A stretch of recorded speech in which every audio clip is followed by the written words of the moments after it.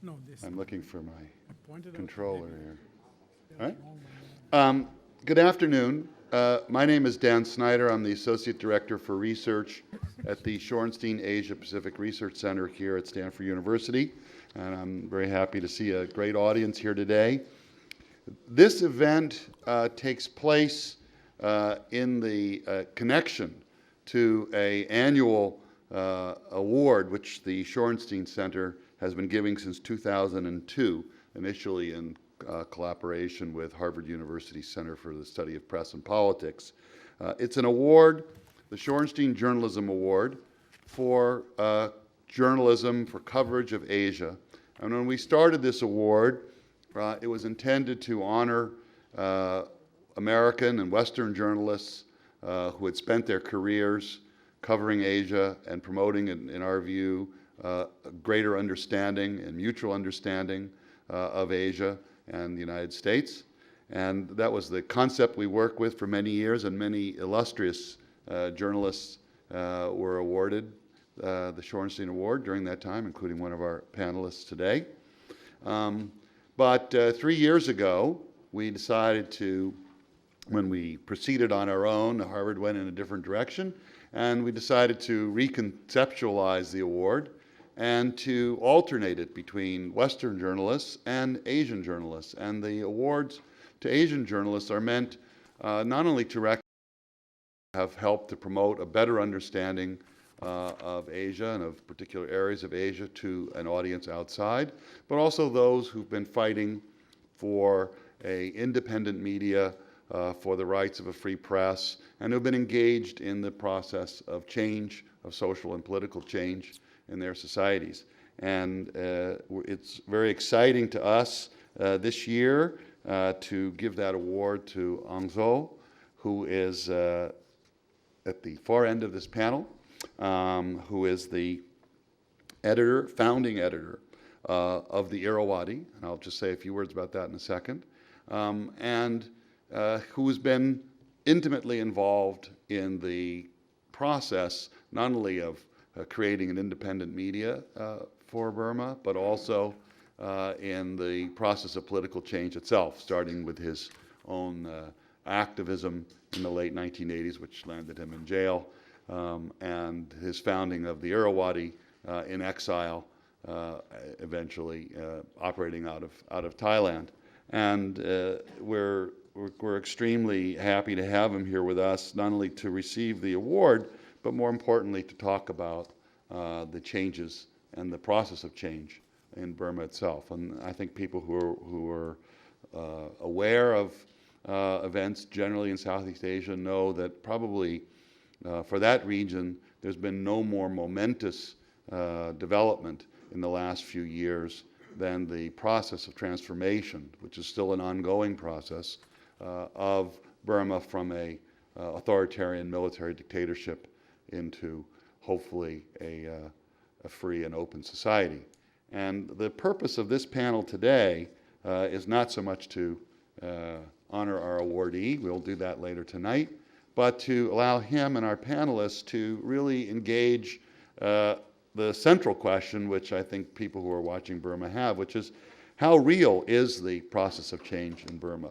What are the prospects for fundamental transformation? We still have the military has transformed itself, civilianized itself to some degree, but everybody is aware that there are growing tensions within Burma, tensions that relate also to the role of the media, as well as issues of ethnic conflict. And there are many questions about where events are headed and how it impacts the broader region.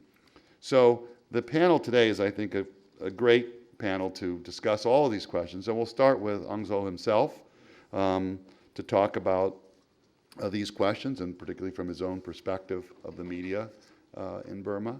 He'll be followed by Nayan Chanda, who, first of all, I must say, very importantly, is a member of our jury, as I am, that decides the awardees, but who is a veteran journalist.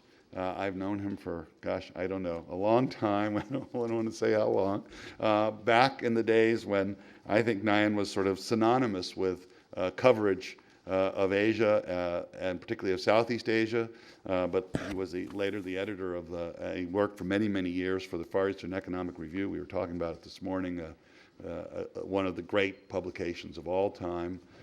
And there's a gathering of veterans of Far Eastern Economic Review coming up in April in Hong Kong, which will, as an event probably that many people will want to be at.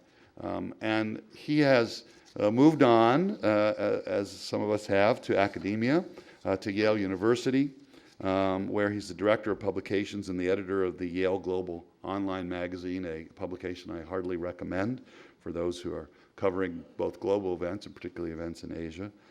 He continues to write, and most recently wrote a terrific book looking at globalization called Bound Together: How Traders, Preachers, Adventurers, and Warriors Shaped Globalization.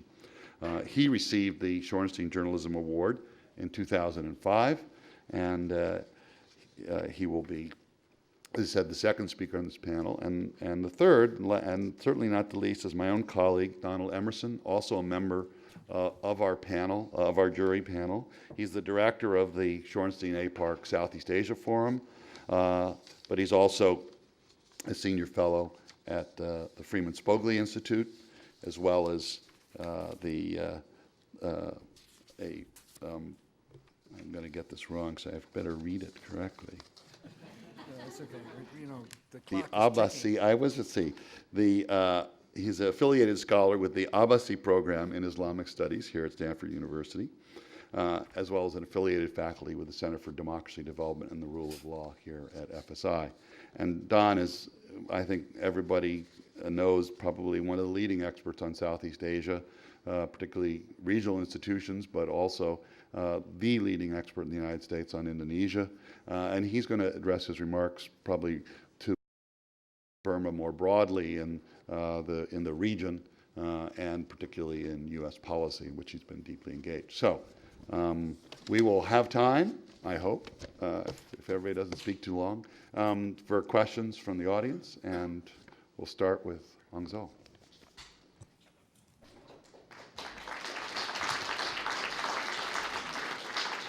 Thank you very much, Dan. I have to first need to know, do I need to turn the microphone? No, you're mic'd. Okay, great. Mingalaba. Oh, great. And I would like to go through the timeline. I was thinking of preparing a remark before coming over here. And I want to look at this. Burma's democracy, how real? Question mark. I think I see that is how appropriate to see this leaflets or whatever we call it. Because if you look at it here, from 2000, for 1960 to 1940s to up to now, there are pictures and some photos and Aung San Suu Kyi's and the state visit by Hillary Clinton. If you look at it, and then you can go through how things in Burma are up and down. So I'm going to go through from the 2010, because before 2010, Burma was a pariah. As you all know that it has been outcast, and people are not allowed to visit there, and aid agency, governments, there has been a disengagement with the Burmese military government. But since 2010, there has been a movement, a very interesting movement, including the opposition and the government, the external actors in the country, including myself. Since I've been living outside the country for the last 25 years, I was allowed to go back to my own country for the first time in 2012. So it was very interesting for me and for my staff, for all of us who live abroad, to go back to learn and see with our own eyes what change has been taking place. Let's start with 2010. 2010 is nothing. It's like a joke, because of where Burma or the regime held an election, which they completely stole the election outcome and fixed the outcome. So it was the same status, but only the outfit and dress has been changed. So 2010 was a completely hopeless year for a lot of us. But 2011, since the beginning of 2011, we started to see the signs of movement in the country. And the president Thein Sein gave a speech asking the exile to come back and release some political prisoners. And then partially, they have lifted a censorship, and government trying to outreach out ethnic groups and trying to get a ceasefire, and they start to talk about peace. And then later in 2011, because of all these concessions, the gesture have been made, including the suspension of China-funded Myitsone Dam projects in the northern part of Burma. And Hillary Clinton has visited Burma. That has opened the floodgates to Burma. With her, a lot of governments, Western governments, having visited the country. I think the Myitsone Dam decision is a cue. It's a signal to the West. It has been, I think, carefully, made that decision to signal the West that we are ready to engage with you.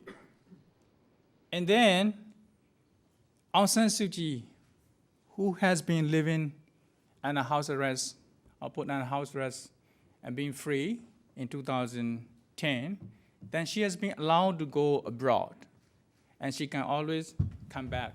And she can make a comment, she can go to attend the conferences, she can fly into Norway to receive the Nobel Peace Prize. So all these concessions and gestures have been very positive. That is very appealing to the West. And in 2012, we saw another milestone, which is by-election. And Aung San Suu Kyi and her party had decided to take part in the election. And they have won the majority of seats in the election. And she became an MP, members of parliament. But 2 months after the election, what happened was there was criminal violence took place in Arakan state. That was the start of the backsliding, a small backsliding, I would say that. And there's Muslim issues. And there's hate speeches and the targeting against the minority Muslim population and those Rohingya who were accused of entering the country from neighboring country, Bangladesh. And then in 2012, late 2012, we saw that President Obama visited the country, Burma, and he praised reform in the country. But if you look at the signs of regression today, these are pretty much his visits are, some may say that, I would say that premature congratulation to the unfinished reform in our country. So this is very, very interesting, how the regime has carefully manipulated the international and public opinion and trying to open the doors to the international community. And now, what we see now is a backsliding, a very, very serious backsliding since our last year. And this violence against Muslims, violence against Rohingya has been increased. Whatever protests taking place have been prevented. Censorship, we ourselves have faced a lot of limitation. In the past, we were given 3 months multiple entry to enter the country. But recently, we were informed that by the Ministry of Information, which controls a lot of power to issue a journalist visa to the reporters from outside, that we will be given only 2 weeks to enter the country. And some of our friends who trying to go to the East-West Center conference to be held in 2 or 3 days, within 2 days, I think it's on Sunday, it will be held in Yangon. They were not given visa to enter the country. I just learned it. So I think they are backsliding. Why? The question is, I mean, the answer is very difficult because of whether government has gained confidence, or government thinks they're going too fast, or within the government there are some conservative or hardline elements are gaining upper hand again, or they just think that they don't have to provide any more concession because of last 2 years, EU has lifted sanctions, the US has suspended sanctions, and investment coming in, the lavish aid grants, donations, a lot of offices being opened inside the country. So government may also feel that it is enough that we have made enough concession to the international community. But if you look at inside the country, very hard to comprehend what kind of reform has taken place, whether the reform has benefited the ordinary people. I don't see that. Because I've been visiting my country since I was given a chance to revisit there 20 times, and almost every month. And I went around the country, and countryside particularly. And the lives of ordinary people haven't changed much. And they complain about land grabbing, the poverty, the continued human rights violation, and abuse of power. And also, this is very, very serious issue going on in the country. But when you speak to international friends and foreign governments or ambassadors, they were a bit different. I think they are quite happy with these changes. I think the perception towards Burma has been changed. This is how the government trying to deceive and trying to, I would say, manipulate the opinion of the Western governments has been very, very, very sophisticated and very, very, I think, clever. And also, I think they're very good at repackaging, I would say that. They provide you a very different package so that if you don't have a institutional memory of what happened 30 years ago, 40 years ago, you wouldn't know that. And you would think that these changes in the last 2 years are real. To me, the more I visit Burma, the changes there become more and more superficial for us because it doesn't really trickle down to the ordinary people, and people have been complaining all the time about the changes are not real. So this is what I want to share with you, and as a timeline from 2010 and starting to backslide to 2013 and 2014. And also, I mean, you can see that when Clinton came to visit Burma, one of the conditions she made is that Burma had to stop the relationship with the North Korea. But today, we see the news that Burmese army continues to buy arms and weapons from North Korea. So I think this is also you can look at it also in the news. And also the president saying, who is claimed to be reformist, is now proposing, ask the parliament to have a law, intermarriage law, preventing Buddhist women to marry the other faith. So this is from reformist to becoming a nationalist, which I think because of election is coming in within 2 years, less than 2 years, I think the government is cleverly manipulating or stoking the fear of the anti-Muslim and trying to create the instability and unfounded fear among the public because they know that public don't support them. So they have to drum up this anti-Muslim and instability in the country so that the military and those former military leaders who are wearing the civilian outfit can remain in power. which is very simple. Last 50 years, Burma has been ruled by the military illegally. Since 2011 and 2012, they want to rule the country legally. I think this is a plan, this is a plot, that what they have been trying to do.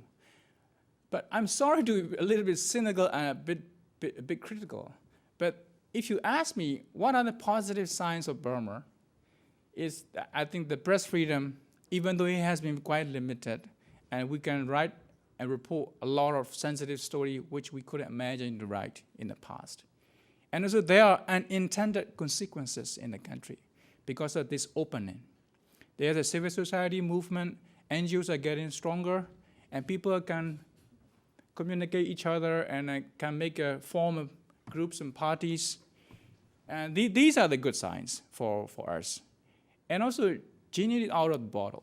I mean, it's very hard to put it back and unstoppable if we are strong, if we are united, if we have a vision, if we know how to go about it, if we know that the military is still a key, calling the shot, then I think 2015 will again be a game changer. In that sense, I think the Aung San Suu Kyi is, yes, I'm almost done. Aung San Suu Kyi is still the key. I think she realized that she has to come back to the people. So you can see the reunion with the 88 generations and ethnic leaders, and she's been trying to come back because she knows, I'm going to finish. She knows that the government cleverly used her political legitimacy to advance their own goal. Thank you very much.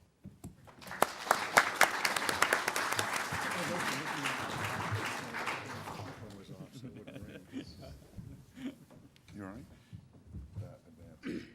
Is it possible to dim the light? Can we dim the lights? Wherever Roger is? There you go. Thank you. Good afternoon. Aung Zaw made my job easier by giving a very brief but very interesting historical perspective to this present moment. But I would like to go a bit further back and look at historically how and why Burma is or is not ready for democracy. Now, the four factors involved here that are some of the things he mentioned. I'm just, one says is a long tradition of democracy, despotism in Burma, which is that Burmese rulers have had a way of governing the country that is still present among the generals that we see in Burma today. Second is the power of the Buddhist Sangha. Buddhism has been an integral part of Burmese recent or sort of last 1,000 years of development. And the third is the ethnic discord that exists in Burma today. And the fourth is the geopolitical interests about Burma, from the big neighbor China to the United States. Those geopolitical interests also impinge on democratic development. Now, the founder of the Pagan dynasty, Anuradha, his power was based on military power. He conquered most of current Burma, but also he boosted his legitimacy by raiding a Mon state and bringing back a Buddhist text. So here in the image, you can see he's holding the holy text of Buddhism. And that was his legitimacy, that I am not only a powerful military leader, I'm a virtuous person, and I have the backing of Buddhism for me. And from then onwards, the Burmese military rulers have used Buddhism to bolster their position. So building pagodas is bringing divine backing for the military rulers. And that has been a practice that is continuing today, which is very, very interesting. And also the other thing was the use of, they would raid the bordering states and bring back slaves. those slaves who built the pagodas and the palaces. And so using slave labor for building state has been a very, very long practice. And we have seen that even in modern times, building oil pipeline using corvée labor. So the workers, citizens, are chattel of the ruling class. They can use them whatever way they want. And so this is an image, of course, from Angkor Wat in Cambodia, but this is this practice that was all over Southeast Asia, but particularly in Burma, use of slaves for working in the construction of great projects. And so this politics of raiding and bringing slaves and enriching the country finally met its end with the arrival of the British, because the Burmese, you can see the arrow on the west going up to Arakan state. That is where it conflicted with the British Empire growing in India.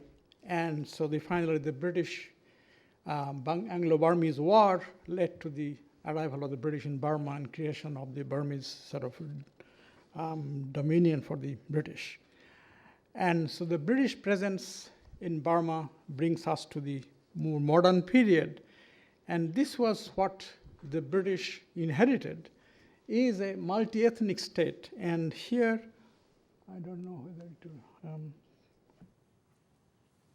you can see the Rakhine state is here. And this is the bordering today's Bangladesh, and from where the Burmese accuse the Rohingyas of coming, the Muslim Rohingyas, but they have been actually living there for a long time. But that's the area which is now one of the most contested areas. And so this ethnic, this bordering all the different ethnic groups, they have been fighting the central government. They want to maintain their own control over the resources and the autonomy. And this has been a continuing struggle of modern Burma. In fact, General Aung San made his best efforts to actually win over the support of the ethnic groups with some limited success. And then this was the students who organized the first sort of resistance against the British. And you can see the Aung San is sitting there in the front row. And Aung San's emergence from the student leader to a leader of pro-Japanese nationalist. And this was picture taken in when they were in Japan. And they were recruited by the Japanese to form an army to oppose the British. And they did that initially, and eventually they realized that Japanese had their own agenda in Burma, and they turned against them, and eventually did a deal with Britain for independence, and Burma became independent in 1948. And U Nu was the first prime minister of independent Burma, and he was a devout Buddhist, and he wanted to actually make Burma a Buddhist state, which was resisted by some of his more secular-minded colleagues. And one of them, of course, was General Ne Win, who was a long associate of Aung San in the past, and he became the Burma's new king in khaki. And he used a ruthless sort of oppression. At the same time, he wanted to maintain a secular state, a socialist, so-called socialist state, in which he also used Buddhism to bolster his position. In fact, one of the standard practice of a successful Buddhist Burmese king is to build a big pagoda and devote it to his name. And he actually built one just at the foot of the Shorenstein Pagoda, the Victory Pagoda that was built by Ne Win. And so this statement in the Constitution actually sums up the attitude of the rulers towards the people. Basically, they're resources and people are chattels that the government can use to build for their own glory. And eventually, Burmese people, I think, had enough of that. And in the famous episode, which actually predates Tiananmen, just a year just a little year before Tiananmen. This was a massive uprising in Burma, 8th August 1988. And that uprising was brutally suppressed. Thousands of people were killed, and that was when Aung Zaw fled the country. He walked for 2 weeks through the jungle to reach the safety of Thailand. And so that was when the latest period of Burmese struggle for democracy began in 1988. And this was the reason why the SLORC, so-called SLORC, who took power from Ne Win and bring a halt to the deteriorating conditions on all sides. That was the purpose. And this was the time when accidental tourist Aung San Suu Kyi, she was visiting from London. She was visiting Rangoon to visit her mother, and she found herself caught in the country when this repression began. And she could not in all good conscience go back to the safety of her home in London, and she stayed back. And that was how she became a kind of a pawn in the hands of the military. They basically kept her under house arrest because of who she is. Not that she had any political following in the country, but people absolutely adored her father. And the Bojiok, the general, is absolutely widely revered in Burma, and she is now the lady, the daughter of this famous general. And so by keeping her in the house arrest, she was treated very well. They didn't actually harm her because they know that people really respected her father. So she was under house arrest, but she indeed formed the party, and the junta actually organized an election in May 1990, and that election brought great surprise because her party swept the polls, and that was something the military didn't expect. And so they simply refused to accept the results of the election and put everybody in jail, including Aung San Suu Kyi, went back to her house arrest.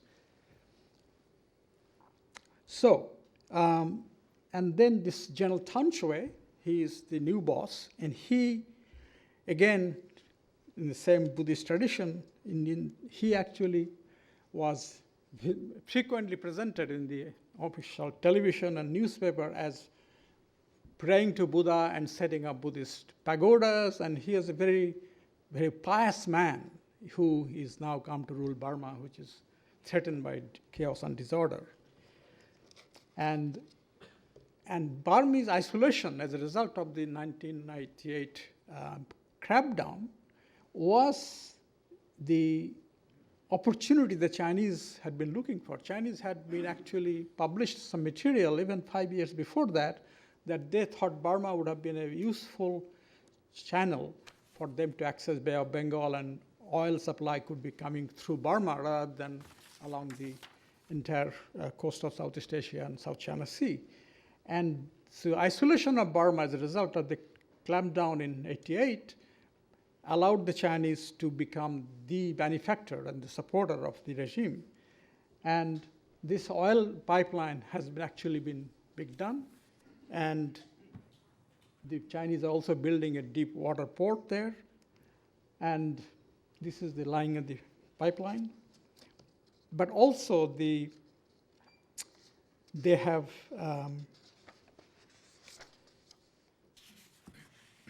allowed the Burmese military to attain merit by lending to Burma the Buddha's tooth. Supposedly Buddha's tooth was in China, and it was sent to Burma. And this was with a great procession with elephants, and the general showed how devout Buddhists they are and how they have brought back Buddha's tooth to Burma, and people were lining up the streets to pay homage to Buddha's tooth. And this is an image I took from the pagoda in Burma, in Rangoon. You can see General Tan Shwe is here. He is seen along with the venerable monks devoting this pagoda to the huge marble statue of Buddha that was brought down from Mandalay. And so this kind of activity was to keep the people happy that these are very meritorious generals who are ruling the country, despite the murders they have been committing. But the monks, there was a uprising of the monks in 2007. And these are kind of the continuation of the democratic struggle by the students who have been basically barred from university. University was closed down for years and years. They simply, students protest, shut down the university, so no school. But the monks were there, so monks came out on the street to protest the government. And eventually, in 2010, as Aung Zaw mentioned, the regime said, okay, we are going to change. So they took up their uniform and became a civilian party. And they contested the election. Of course, they won. But at the same time, they released Aung San Suu Kyi from house arrest. And this, again, did not impress many people. But as Aung Zaw mentioned, towards the end of 2010, they began releasing some political prisoners. And this was the beginning also of an attempt to woo the West by making this gesture of opening the jail and also distancing themselves, at least in public, from China. So anti-Chinese demonstration has been growing in the country. This is the demonstration in Mandalay against Chinese businessmen. Chinese have taken over the city of Mandalay. 85% of Chinese, Mandalay is actually now run by the Chinese from mainland who have come and assumed Burmese nationality, and they're running the business there. And the Chinese have many hydroelectric projects, but the biggest one was what Aung Zaw mentioned, Mitisan, caused a tremendous uproar because huge area would be flooded to build this dam, and the power would go essentially to China. So this was a deal which has very little for the Burmese. And so the protest against this dam and public anger against China, all this combined, the generals thought maybe this is one way we can appease the Americans who have been very upset with us for our rule. So they released some more people, and eventually Hillary Clinton arrived there after the Chinese dam project was suspended and followed by Barack Obama's visit. So Burma was becoming more acceptable to the West because of the gestures towards political prisoners and gestures vis-a-vis China.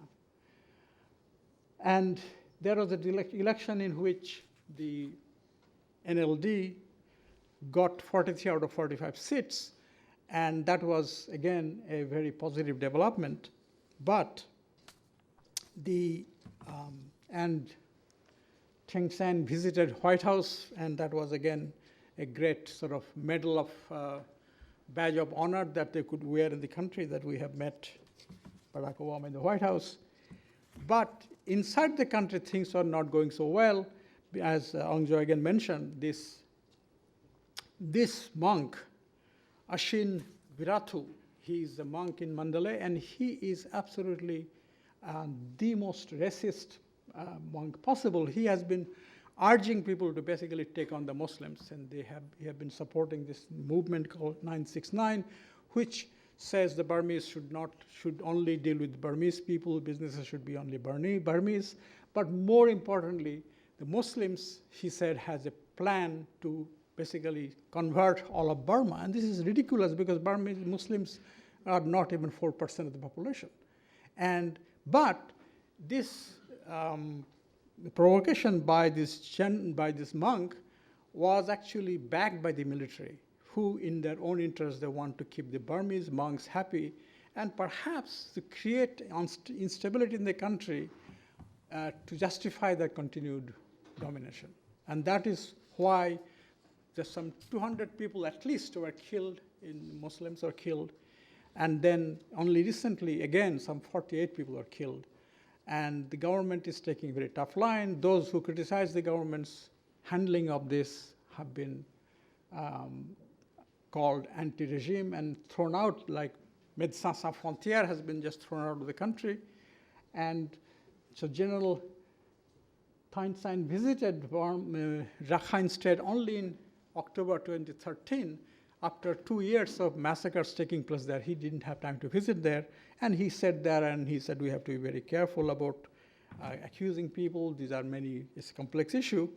And essentially what it means is that Burmese democracy is not a given, despite all the positive things we have seen in the last 1.5 years. And it remains a subject to these concerns that I just mentioned. Thank you very much.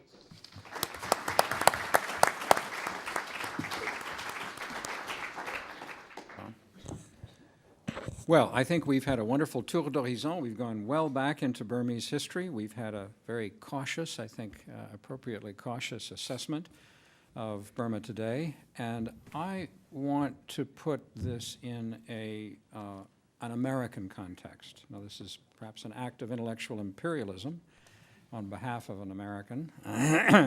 But I think my assignment is really to try to link what's going on in Burma with U.S. policy. And therefore, I'm going to begin not in Burma, but in Washington, with the following remarks, which I'm going to have to abbreviate a bit. I also want to make comments about China and ASEAN in relation to Burma, but I don't think I'm going to have time to do that, so maybe that can come up during the question period. I want to start in Washington today. As you may have already known if you watched CNN, the U.S. Congress today is preoccupied with an effort by the Black Caucus to remove the chair of the Oversight Committee on procedural grounds. This is important because it illustrates the paralysis, the political paralysis inside Washington. So when we talk about U.S. policy toward Burma or any other country, perhaps it's appropriate that we begin by objectively looking at the preoccupations, especially in an election year, 2014, of the decision makers who presumably would be making decisions with regard to Burma and the rest of the world. And what is happening in Crimea? Forgive me, this is a long way away from Burma, but it's important. Russia reportedly has sunk one of its own boats off the Crimean coast in order to block Ukrainian naval vessels from accessing the Black Sea. This is a dramatic escalation. A Russian-controlled plebiscite will be held within 10 days on whether Crimeans want to stay with Ukraine or to join Russia. The answer is predetermined, join Russia. So I would anticipate that by the end of this month, Crimea will have been annexed by Russia. I could be wrong, but that's my prediction. And you can imagine the response, not only in Washington, but in Brussels, around the world, the preoccupation that will attract a focus on Russia, okay? And in the Middle East, John Kerry continues to pursue his so far almost entirely fruitless diplomacy regarding Iran, Syria, Palestine, Israel. Kerry, and therefore Obama, seems to me to be so committed to this particular effort that he is unlikely to stop, given the domestic political cost in an election year of admitting failure. This doesn't add up to a terribly promising context within which one could say that America is really going to pay serious attention to Myanmar, to Burma. I'm not saying no attention will be paid. I'm wanting to reduce expectations to something that's realistic. The American pivot to Asia really is a pivot and not a rebalance, as the Defense Department tried to rechristen it, because it's awkward to think of how you rebalance a balance. But a pivot towards something clearly implies that one can also pivot away from it. There are two other complications I want to mention that are limiting the ability of the United States government to cooperate closely and develop creative relations with the Burmese government. The Rohingya have already appropriately been mentioned. Representative Dana Rohrabacher from our beloved state of California, among others in Congress, is arguing that the U.S. must above all defend the Rohingya, and he insists that the Burmese authorities in Naypyidaw end their complicity in the racist Burman Buddhist repression of the Rohingya. And this is not pure rhetoric. I have not so far met any Burmese official who is willing to even credit the Rohingya as deserving citizenship in Burma. They're often referred to as Bengalis, as if they were foreigners. The racism is absolutely astonishing to me, but my anthropological inclinations, which have not been entirely repressed by political science, lead me to think, try to put myself in their position in the context of the history that Nyan has demonstrated. It's very, very difficult on ethical grounds for me to do that. And if the priority here on human rights overrides any kind of an economic or political or strategic priority with regard to developing relations with the Burmese government, let alone with the Burmese military, you can see where I'm heading. And the Burmese government is not helping its relations with the U.S. when it comes to the Rohingya.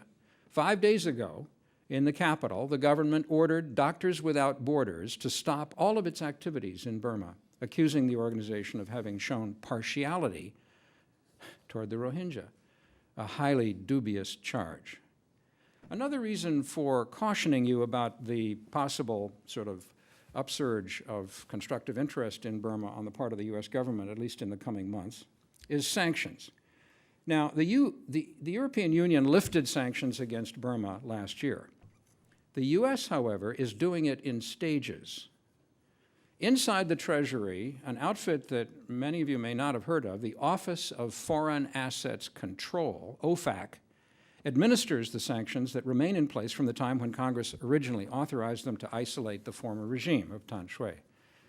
If you want to make a new investment in Burma, or if you want to export financial services to Burma, you need to apply to OFAC for a license to do so, and the process can be cumbersome.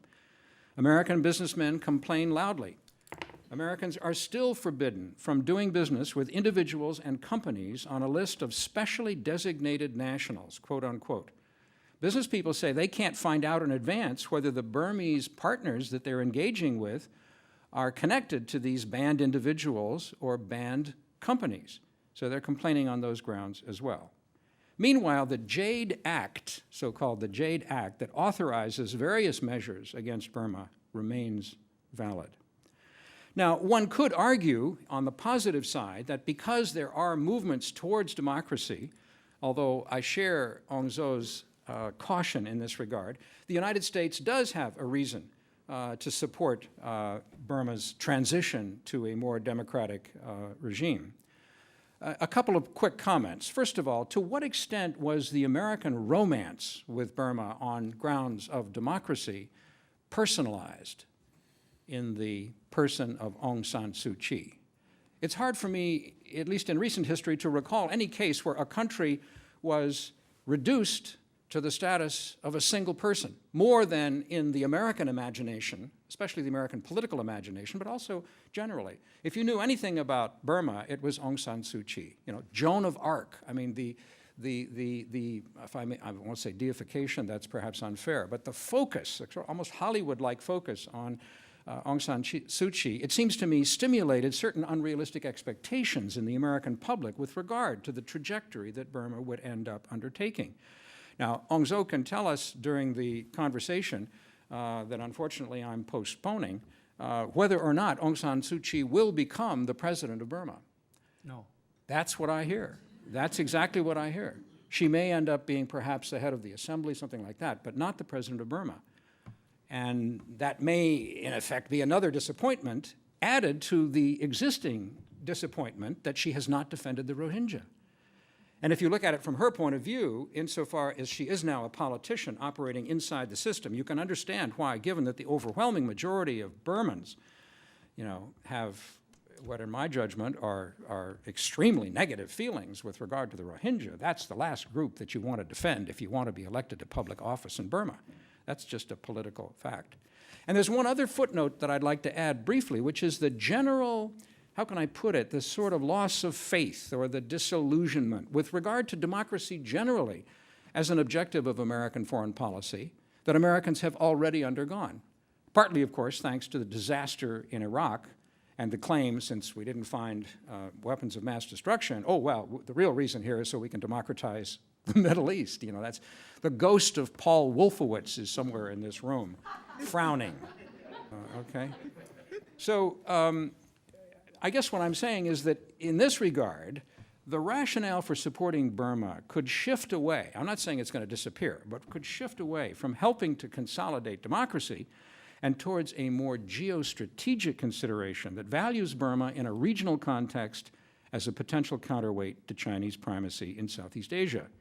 Here, Crimea is extremely relevant. If the US and Russia, as could well be the case, are embarking on a new Cold War, Washington may have new reason to pay attention to Asia, and in particular to pay attention to China, and in particular to have good relations with Beijing so as not to have simultaneously bad relations with Moscow and Beijing. But then, of course, how Burma fits into that larger strategy is a separate question. It is even conceivable that to some extent, and I'm speculating wildly here, I'm a completely irresponsible academic, and I enjoy being irresponsible because there's no censorship and I have nobody that I have to report to as far as the content of what I'm saying, fortunately. It is conceivable that Washington could think of itself, although the reality may differ, as outsourcing foreign policy towards Burma to Tokyo, particularly economic policy, but conceivably also to the extent that Prime Minister Abe is really going to promote, the democratic diamond and so forth, and certainly his pivot has gone towards Southeast Asia, no question about it. That, I think, is an interesting speculation. And the last comment I want to make on U.S. foreign policy is that the personnel have changed. Exactly as Aung Zaw has suggested, the personality not only of Hillary Clinton, but in particular of Kurt Campbell, the Assistant Secretary of East Asia and Pacific Affairs, under Hillary Clinton. And the two of them had a very, very close and congenial relationship. And it's important to note as well that Kurt Campbell was a political appointee. So he was not perhaps accustomed to the strictures necessarily that a Foreign Service officer or a staffer would have experienced. Danny Russell, his replacement, interestingly enough, actually used to run the Japan office in the State Department, so has kind of familiarity there already. I'm not sure what that's going to mean for the future, but he is definitely a civil servant inside the U.S. government, and therefore perhaps might be a little bit more cautious, especially with regard to traveling to Burma to, in a sense, provide the accolade to the regime before it had become fully democratic. I don't know if I should skip my comments on China and ASEAN entirely. We have 1/2 hour for discussion. We'll take a few minutes and talk about China. Well, a fascinating question with regard to Burma, China, Russia, foreign policy generally is the extent to which two tracks can be sequestered: the economic track and the security track. It's quite clear, for example, that Russia would like those to be kept separate so that they don't suffer sanctions that are now being prepared in Washington against the Putin regime. And China also would like to keep the two tracks separate. It's interesting in the Myanmar case, however, that China has illustrated its inability to keep those two tracks separate in the aftermath of what my colleague has already referred to as the crisis over the Mason incident, the Mason Dam on the Irrawaddy River. I find it interesting to note that China's annual FDI, this is fresh FDI, coming into Myanmar, climbed very rapidly. In 2008, it was roughly US $1 billion. By 2011, it was $13 billion, a remarkable increase over a period of only 3 years. And Myitsone Dam obviously was an important part of that. There's a copper mine as well, without going into the details. In 2011, in response, in part at least, to the suspension of the dam project, new Chinese investment fell down to $407 million in 2012. And difficulties in the Chinese economy suggest that, in fact, we do have the evidence already beginning to come in that that level of FDI is declining further. Now, on the security side, it so happens that the periphery of Burma, as we could see on Nyan's map, is populated by ethnicities, a number of which are in virtual or actual rebellion, or prior or current or possibly future rebellion, against the center, against the Burmese government.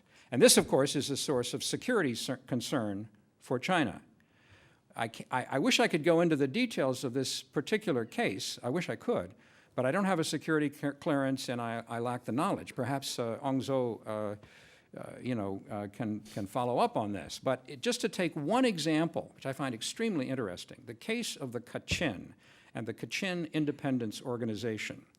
We know that the leadership in Naypyidaw would like very much to have a ceasefire generally around the fringes of the country, provided certain conditions are fulfilled, in order to establish sort of reasonable peace and security where they can promote economic growth, quite apart from the trickle-down sides. At least they can get the GDP moving up And the military, incidentally, wants Western weapons because they feel they've been too dependent upon Chinese weapons. And so the opening up has I suppose, a precondition, which is a stability on the borders of Burma. Now, in the case of the Kachin, the Chinese were involved in what turned out to be, at least on the surface, a four-way conversation between the Burmese government, the Kachin Independence Organization, the Chinese government, and, I'm told, the United States, represented through, I'm not sure whether this is track 2. It's not track 3.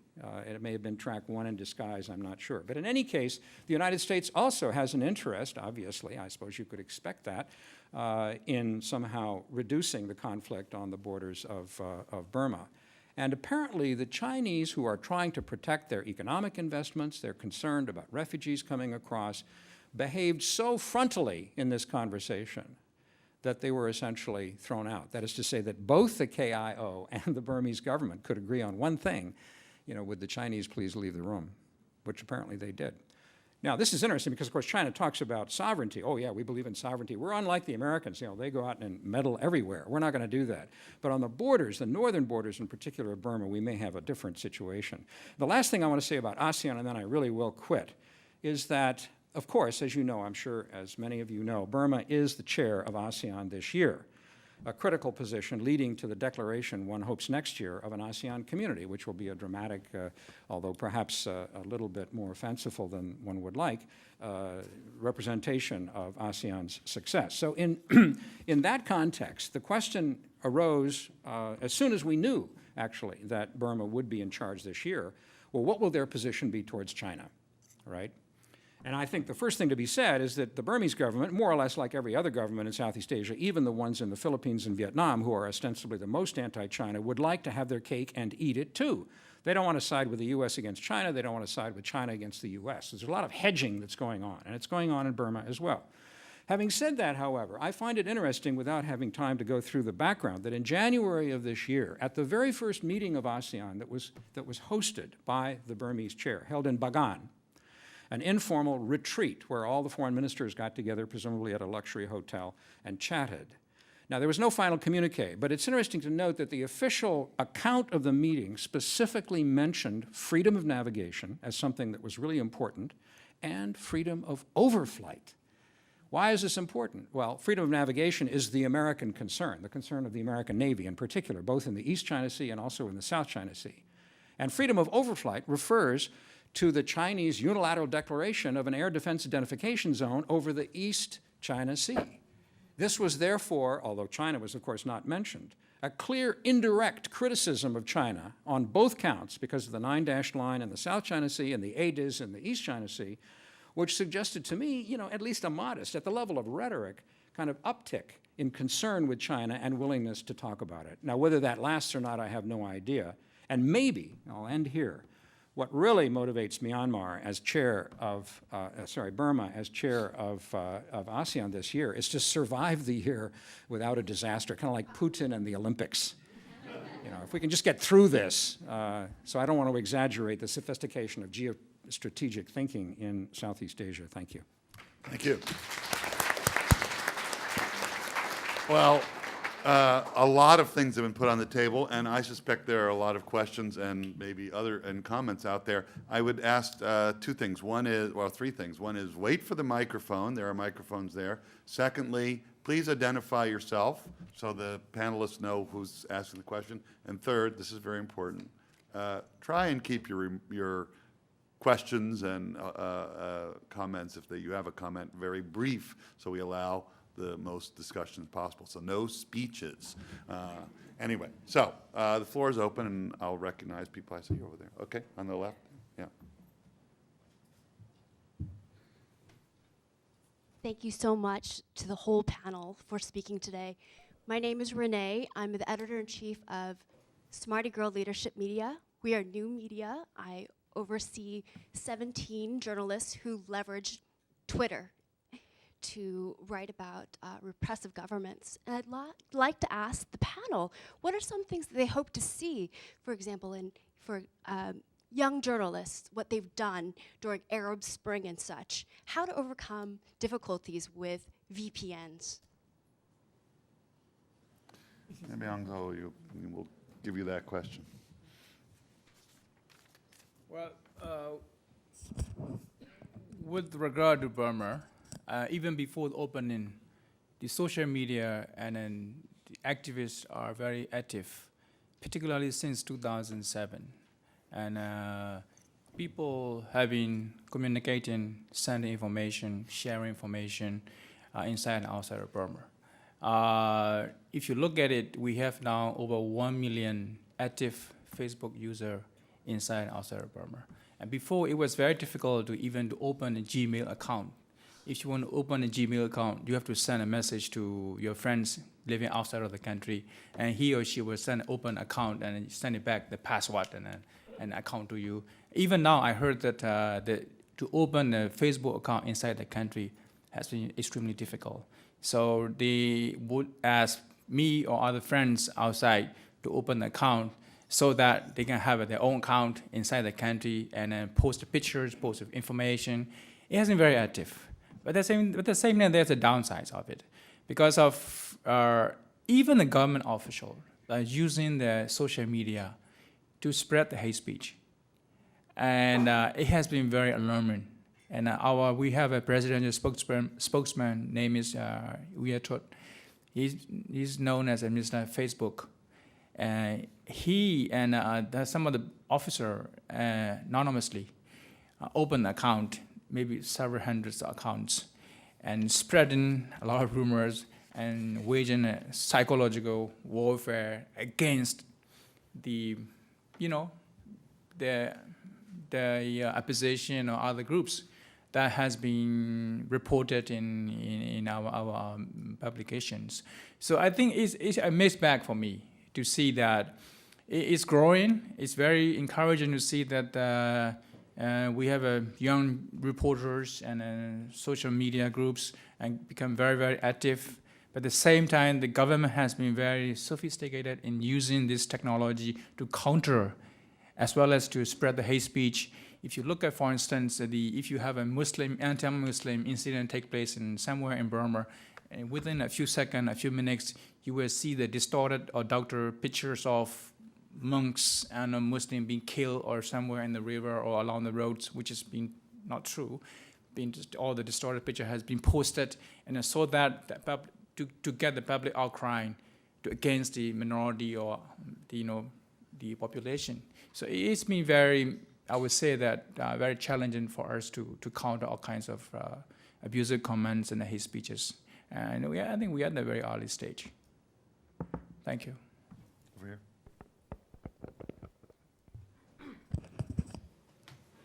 Thank you. I love the presentation very much, and I love the strong attitude that you have. That's wonderful.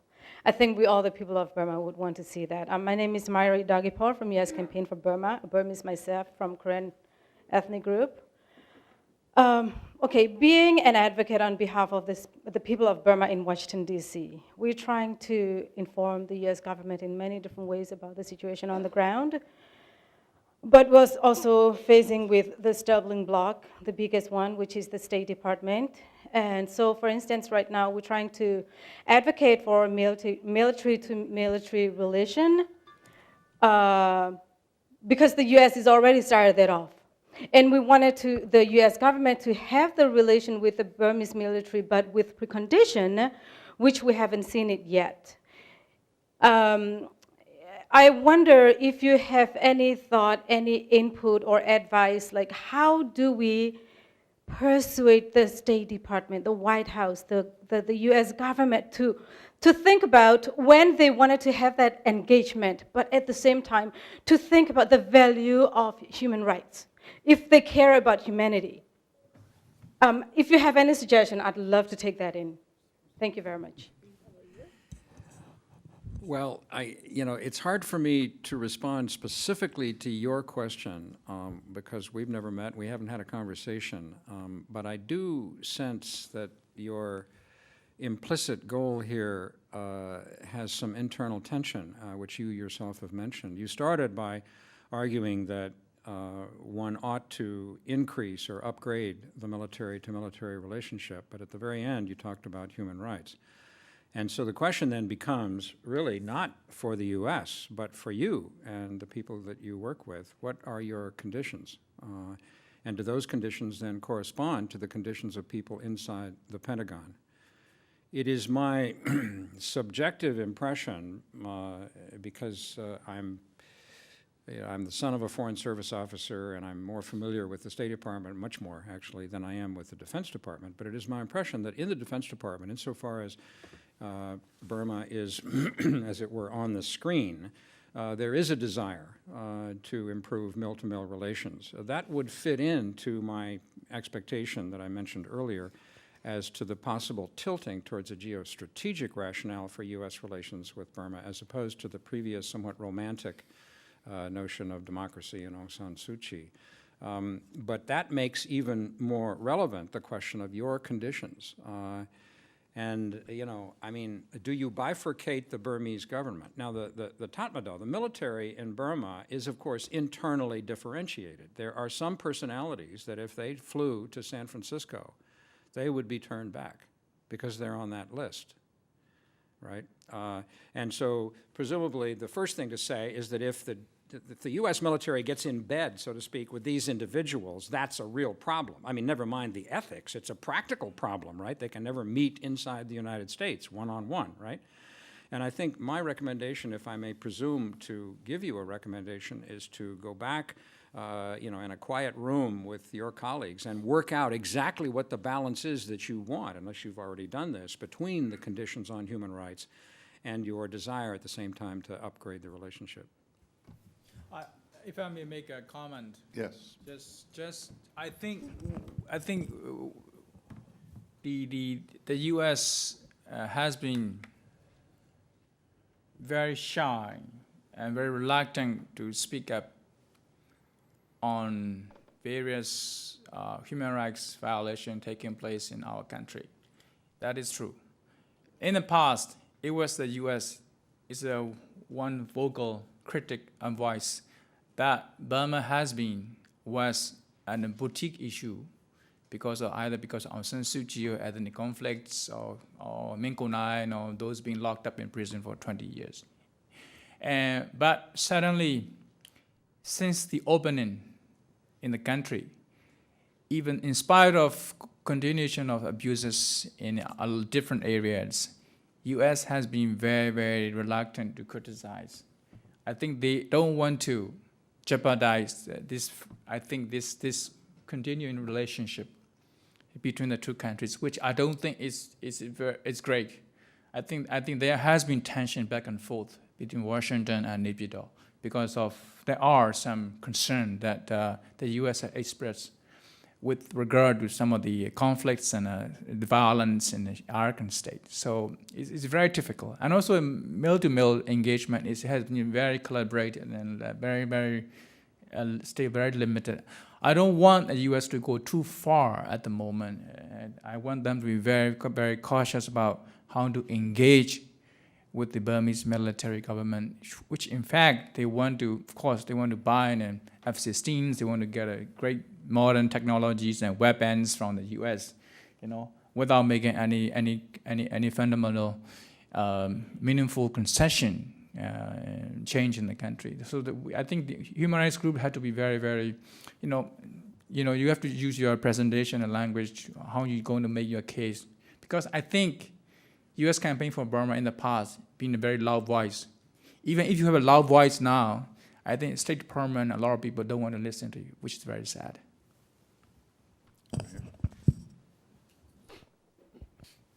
Thank you very much for coming. I am Hiro. I am a second-year MBA student in Stanford. And I am leading a trip to Burma in 2 weeks, a study trip from Stanford. So, Mr. Aung Zaw mentioned that the Burmese government is proposing a package to international society to achieve their goals in long term, short term. And since we are meeting President and House Speaker Schuman as well, I have to ask, what do you think is the key political functions and objectives that the army government is trying to achieve by expressing the packaged democratic package or whatever you mentioned. Is it clear? Not entirely to me, but go ahead. Did you follow that? I don't really follow. Are you talking about package or? Well, so yeah, you mentioned that they are proposing the package, the nice package to international societies to achieve their political goals. That's what I heard, and I was trying to clarify, what do you think are their goals that they are trying to achieve? I think I'm not saying, I'm not sure if I say that package, but I said that the government has been very clever at using the Aung San Suu Kyi and other people's political legitimacy to advance their own goal, which is to maintain remain in power. That's the goal. And if you know the goal, then I think the opposition and those who care about Burma and wanting to see a true new Burma, and they had to change the tack and strategy how to approach that make it get the desired result. So I don't know about the package, but. And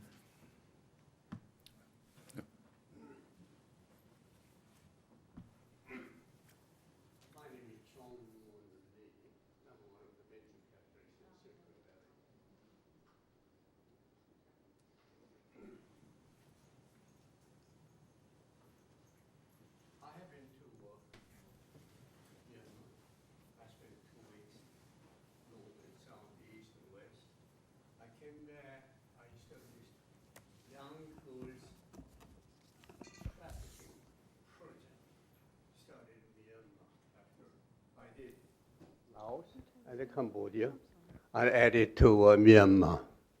After I come back from Myanmar trip, there's young girls trafficking, particularly in the border of Thai and Myanmar, that area. My question to you is, Suu Kyi, we don't know whether she can be president or not. Very questionable this time. But we like to relay messages, something like South Korea. I'm from South Korea. When South Korea woman run for president, people believe she cannot handle complexity of presidency. After she inaugurated, 1 year passed, her popularity runs 57% to 63%. Previous two presidents, popularity after 1 year of presidency, 36% and 33%. She is very high. She has two missions. One, corruption. Secondly, honest society. Capitalism try to making money without honesty. Eventually, you will run into to be a criminal.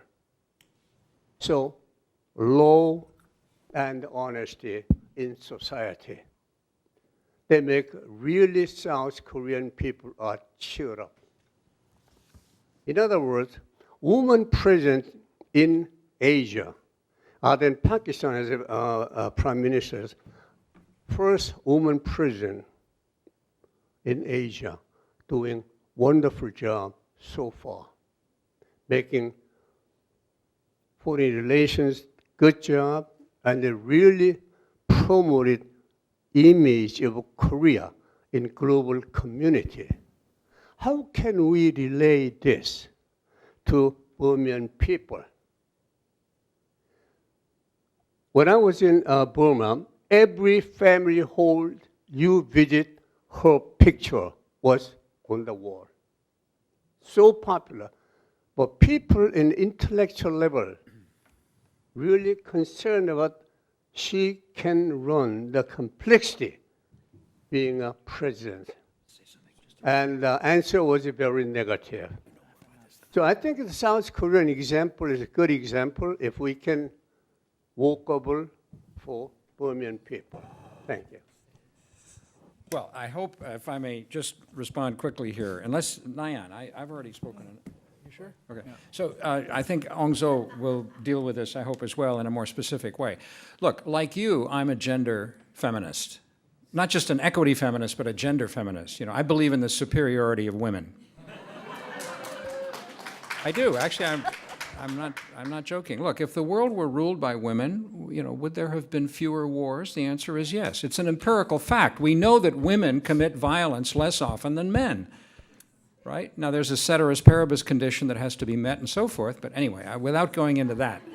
Unfortunately, for your argument and for my argument, the women who have led Bangladesh in recent years have contradicted our optimism and our hope. I mean, there is virtually a civil war in Bangladesh between two women who simply hate each other. They just can't get along. And actually, it's not simply that they hate each other. There are people who have died in the streets as a consequence of that hate. So, you know, I would caution you in that regard. And maybe one could say with regard to Burma that it would be a good thing if Aung San Suu Kyi were not to become president.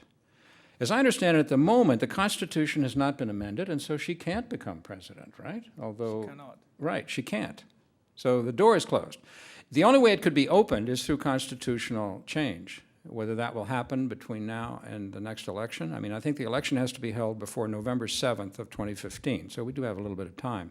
But it might be better for her to end up in a lesser position, because as president, she would be really, you know, in the fire line. She would be required to make decisions, to compromise, to make pragmatic choices that would remove her popularity, or at least damage it. So she may be better off in a lesser position. But I agree, I share your bias. Yeah. Well, I think we need to move on because we only have a few more minutes left. So.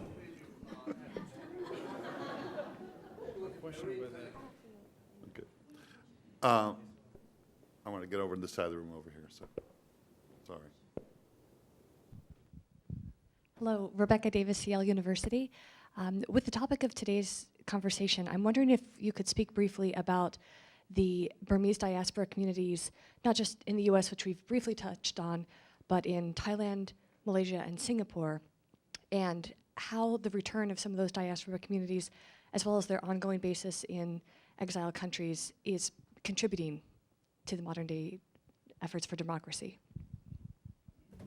Since you're part of that, I think you need to speak. Yeah. Well, I think there has been a fast wave of Burmese exile going back to the country. But a lot of Burmese living in Malaysia or Thailand or even in the US or EU, Scandinavian countries, they hold back. There are so many reasons.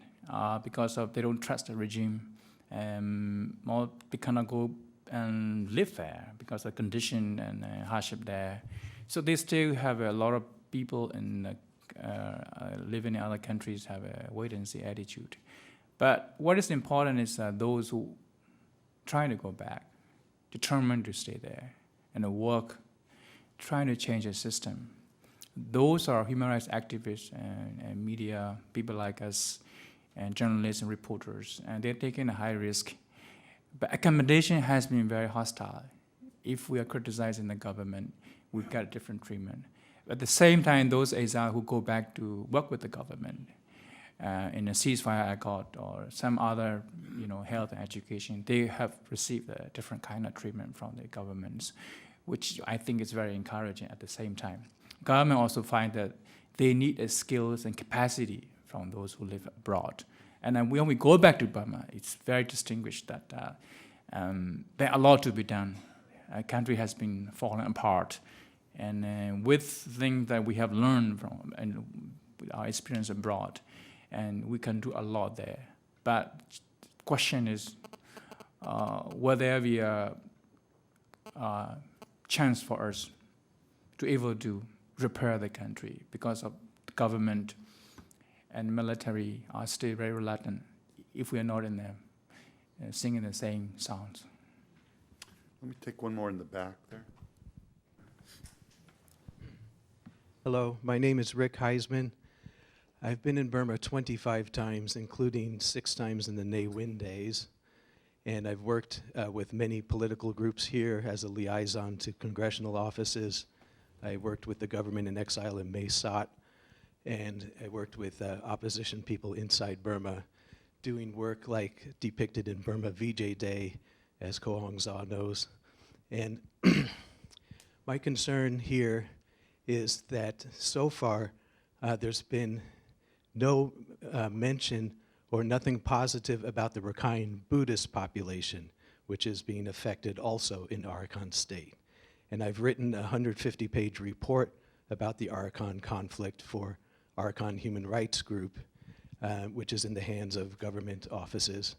And the concern is there's a lot of misinformation and media manipulation out there. And for example, Don, you mentioned the 48 Muslims supposedly killed recently.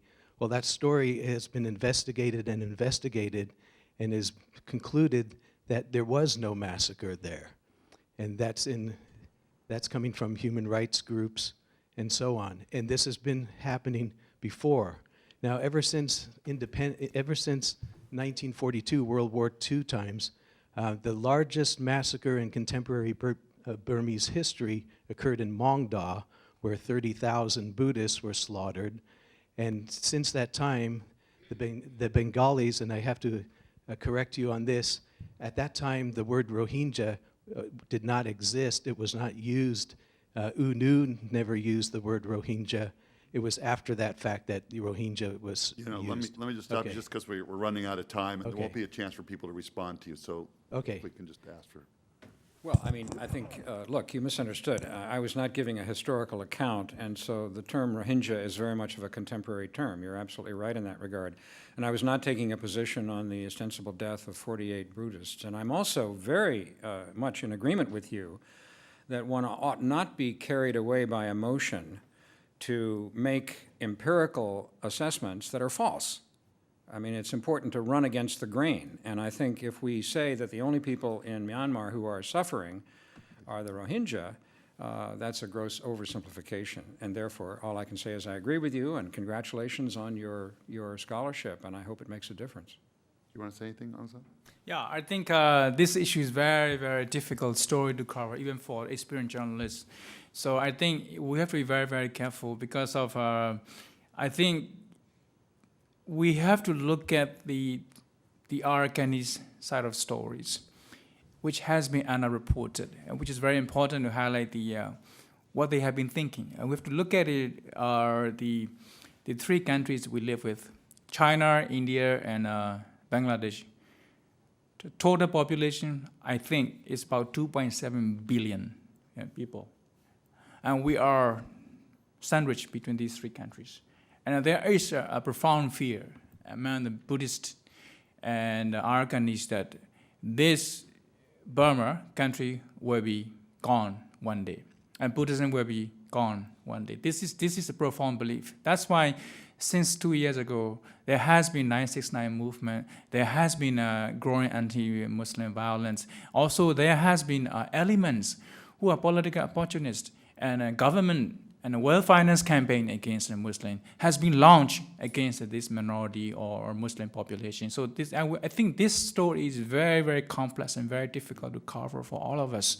So I think as long as we have a cool head and a very calm heart to look at it and investigate it, otherwise this is going to be a really tender box for all of us. This is going to be very difficult for us because of prior to the election, I think there were more massacre, there were more killing against Muslims because of, I think government wants to drive to that position because they want to win the election again. So I hate to cut off this conversation, but we kind of have to do that, and I'm sure that people can come up and have a little bit of conversation for a little while afterwards in private. But I hope you'll join me in two things. One, affirming that we made a really great choice in giving the Shorenstein Journalism Award to Aung Zaw and congratulating him on that award. And secondly, thanking all the panelists for a terrific discussion. Thank the audience as well. Congratulations. Well deserved. Well deserved.